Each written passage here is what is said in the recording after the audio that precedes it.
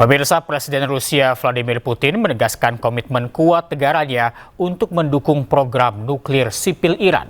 Rusia tetap akan mendukung operasional pembangkit listrik tenaga nuklir meskipun ada ketegangan geopolitik yang melanda kawasan Timur Tengah.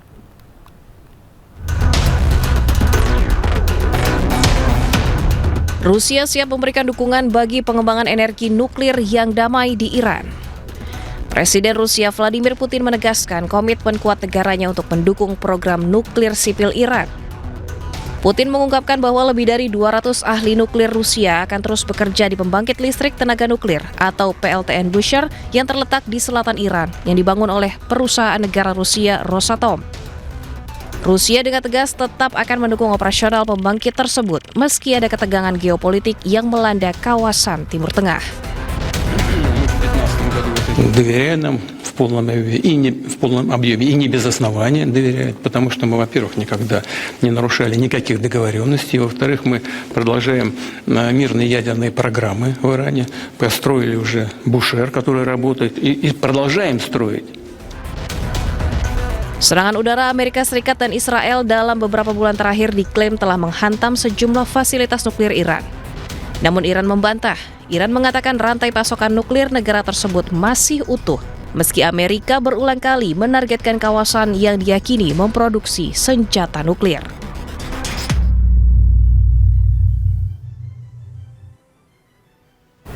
Di tengah perang antara Amerika Serikat dan Iran, Rusia memamerkan kekuatan militernya. Dalam perayaan kemenangan perang, Rusia memperlihatkan sejumlah alutsista Rusia yang canggih.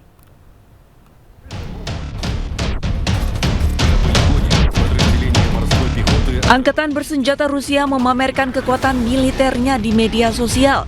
Video berdurasi 6 menit 8 detik ini memperlihatkan operasi Angkatan bersenjata Rusia di garis depan.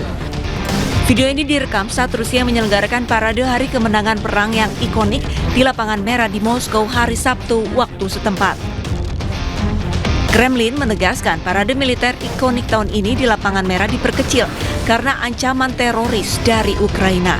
Parade memamerkan kecanggihan sistem rudal, kapal selam, tank, dan alutsista militer Rusia lainnya. Sementara itu, Kementerian Pertahanan memperingatkan akan adanya serangan balasan besar-besaran terhadap Kiev jika terjadi upaya untuk mengganggu perayaan tersebut. Sebelumnya, pada hari Jumat waktu setempat, Presiden Amerika Serikat Donald Trump mengumumkan gencatan senjata antara Rusia dan Ukraina yang berlaku dari tanggal 9 hingga 11 Mei. Yaitu dengan pertukaran tahanan sebanyak 1.000 orang dari masing-masing pihak. Moskow dan Kiev pun sama-sama mendukung inisiatif tersebut. Israel melancarkan serangan udara ke kamp pengungsian Al-Shati di Gaza, Palestina. 9 orang termasuk anak-anak dilaporkan terluka akibat serangan ini.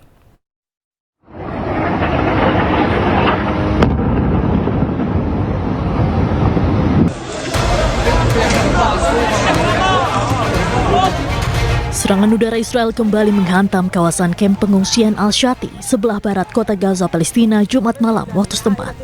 Sebelumnya Israel sempat mengeluarkan peringatan evakuasi paksa kepada warga setempat. Serangan tersebut memicu kepanikan warga.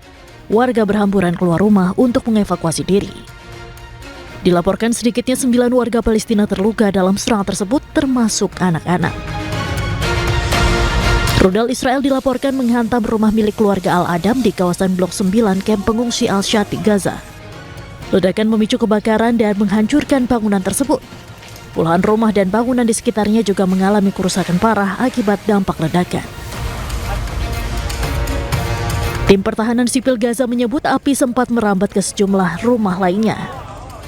Sementara itu, banyak keluarga kini terpaksa mengungsi dan tidur di jalan karena rumah mereka rusak dan situasi dinilai masih berbahaya. Sebuah video memilukan dari Gaza memperlihatkan seorang anak menangis histeris sambil memanggil ayahnya yang tewas akibat serangan rudal Israel. Korban diketahui bernama Anwar Abu Hasira yang meninggal dalam serangan di Gaza sehari sebelumnya.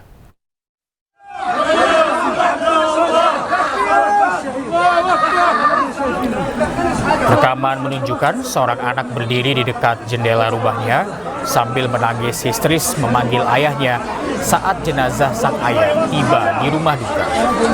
Korban bernama Anwar Abu Hasira dilaporkan tewas akibat serangan rudal Israel di Gaza. Tangisan sang anak pecah ketika iring-iringan warga yang membawa jenazah ayahnya tiba. Momen tersebut menggambarkan duka mendalam warga Gaza, khususnya anak-anak yang kehilangan orang tuanya di tengah perang dan serangan udara yang terus berlangsung di wilayah tersebut.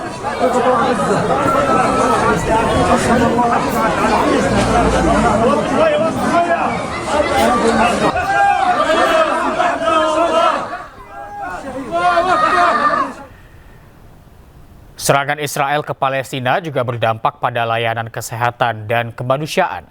Penyerangan tenaga medis dan fasilitas kesehatan merupakan pelanggaran berat hukum humaniter internasional.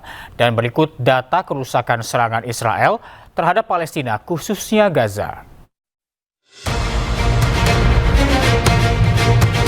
Bulan Sabit, Palestina mencatat 258 kendaraan terkena serangan, terdiri dari 197 ambulans dan 61 kendaraan tanggap darurat. Serangan juga menewaskan 1.670 tenaga medis. Selain itu, 140 petugas Bulan Sabit Merah dilaporkan meninggal dunia akibat serangan. Tak hanya korban jiwa, serangan juga merusak 134 markas dan fasilitas kesehatan di Gaza, Palestina. Kekerasan terus dilakukan Israel di tepi barat Palestina. Razia pun terus digelar, tak jarang warga Palestina ditangkap tanpa alasan yang jelas. Pasukan Israel menangkap dan menganiaya seorang pemuda Palestina di Anata, tepi barat Palestina. Israel terus menggelar razia di tepi barat. Selama razia, kekerasan fisik kerap diterima warga tepi barat. Bahkan banyak di antara mereka yang ditahan tanpa alasan yang jelas.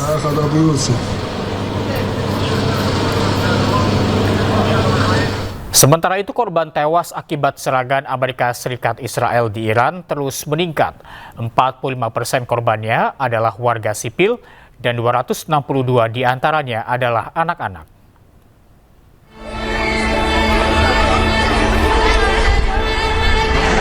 Korban tewas akibat serangan Amerika Serikat dan Israel di Iran terus meningkat.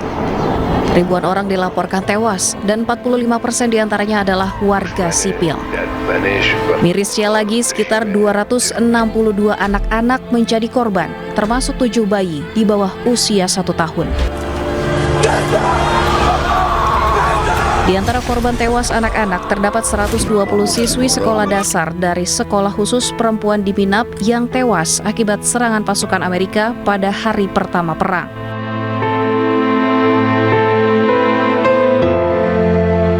Peluncuran rudal ke sekolah dasar di Minab, Iran dituding dunia sebagai aksi terorisme karena dengan sengaja menargetkan fasilitas pendidikan sipil.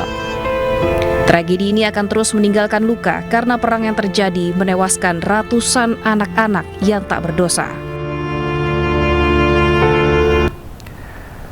Pesepak bola Barcelona Lamine Yamal tunjukkan solidaritasnya dengan Palestina selama perayaan Barcelona sebagai juara La Liga.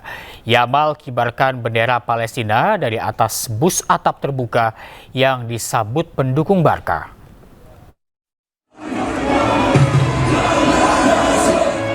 Aksi bintang muda Barcelona Lamine Yamal di parade perayaan gelar juara La Liga menuai sorotan. Yamal menunjukkan solidaritas dengan kibarkan bendera Palestina dari atas bus atap terbuka. Aksi Yamal pun disambut sorak-sorai pendukung Barcelona. Puluhan ribu pendukung Barcelona berbaris di pinggir jalan menyambut iring-iringan bus yang membawa Yamal dan rekan-rekan dari Camp Nou menuju pusat kota. Di antara warga ada yang kemudian membawa bendera Palestina yang kemudian diminta Yamal. Barcelona memenangkan gelar La Liga musim ini lewat kemenangan 2-0 atas rival mereka Real Madrid. Ini adalah gelar La Liga ke-29 mereka. Sejak dimulainya Perang Gaza pada 3 tahun lalu, kota Barcelona telah menjadi pusat utama aktivitas pro-Palestina di Spanyol. Kota ini juga pernah menjadi lokasi protes besar-besaran pro-Palestina dan titik keberangkatan armada bantuan ke Palestina. Sebelumnya pertandingan final Liga Hoki Es Wanita Iran didedikasikan untuk para korban meninggal dalam serangan di sekolah Putri Minab pada awal perang di Iran. Penonton melempar boneka ke lapangan sebagai bentuk penghormatan kepada para korban.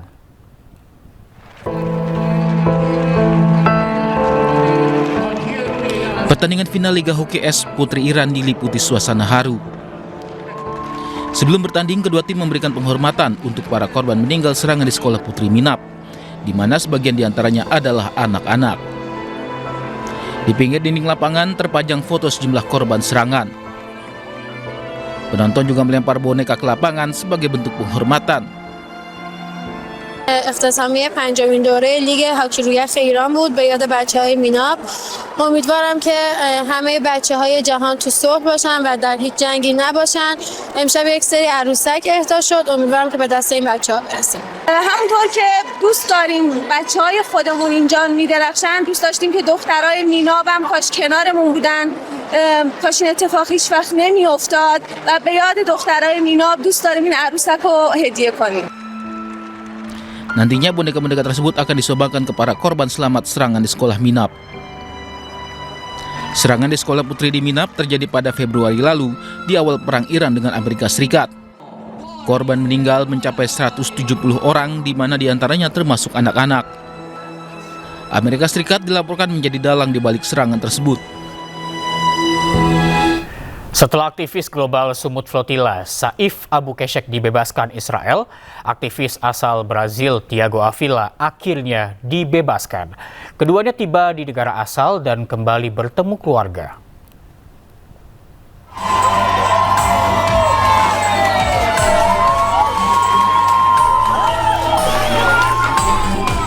Thiago Avila, aktivis global Sumut Flotilla, tiba di Sao Paulo, Brazil setelah 6 hari penahanan oleh Israel. Aktivis ini disambut haru istri dan anaknya serta para pendukungnya. Thiago menjadi aktivis terakhir yang dibebaskan oleh Israel. Sebelumnya Saif Abu Keshek, aktivis global Sumut Flotilla, lebih dulu dibebaskan. Saif juga telah kembali ke negara asalnya, Spanyol. Saif dan Thiago dibebaskan setelah berbagai upaya dilakukan oleh tim hukum adalah. Usai bebas, Saif sempat menyampaikan pesan saat transit di Athena, Yunani agar para aktivis tetap melakukan mobilisasi. I just arrived to Athens. I left behind me thousands of Palestinian prisoners, children, women, and men. I am sure that the treatment I face is not compared to the suffering they are going through. The testimonies we hear of their torture, of their violation on daily basis. We have to continue mobilizing. We cannot forget the Palestinian prisoners. I want to thank everyone who mobilized, our legal team, Adala, my family, my wife and children, my colleagues in the movement, the brave 180%. I heard your voices. It gave me strength. But we are not done yet. We have to continue. We have to continue to mobilize until Palestine is free. 180 aktivis global Sumut Flotilla yang sempat ditahan Israel sudah lebih dulu dibebaskan. Beberapa di antaranya menerima penyiksaan selama penahanan. Global Sumut Flotilla berlayar membawa bantuan kemanusiaan untuk menembus blokade ilegal Israel. Namun kapal mereka disergap dan diserang Israel di perairan internasional.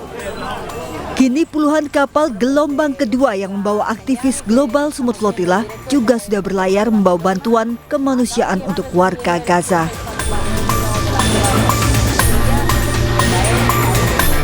Saif Abu Keshek juga menuduh Israel melakukan penyiksaan, penculikan, dan tindakan ilegal lainnya setelah dibebaskan dari tahanan Israel di Barcelona. Ia menyerukan kepada Spanyol dan negara Eropa lainnya untuk meningkatkan tekanan terhadap Israel.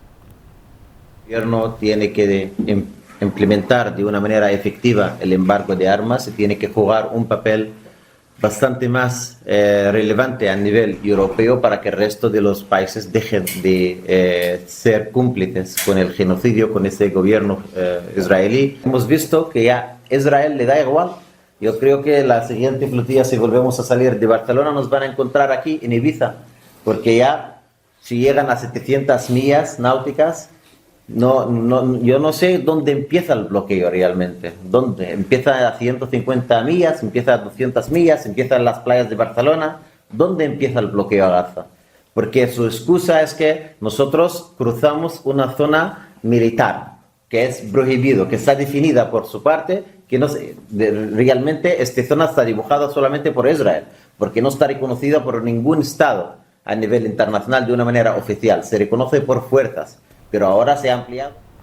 Perlawanan terhadap Israel terjadi di sejumlah lokasi, salah satunya di Golan, wilayah pendudukan Israel. Warga membakar mobil dan alat berat perusahaan Israel. Warga Golan, Suriah, menggelar aksi protes atas pembangunan proyek turbin angin milik Israel. Warga marah dan membakar beberapa kendaraan dan alat mekanik perusahaan. Tindakan ini sebagai bentuk penolakan warga Golan atas ekspansi proyek Israel di wilayah pendudukan. Warga juga tidak terima pengambil alihan lahan tanpa izin di wilayah yang seharusnya milik Suriah ini.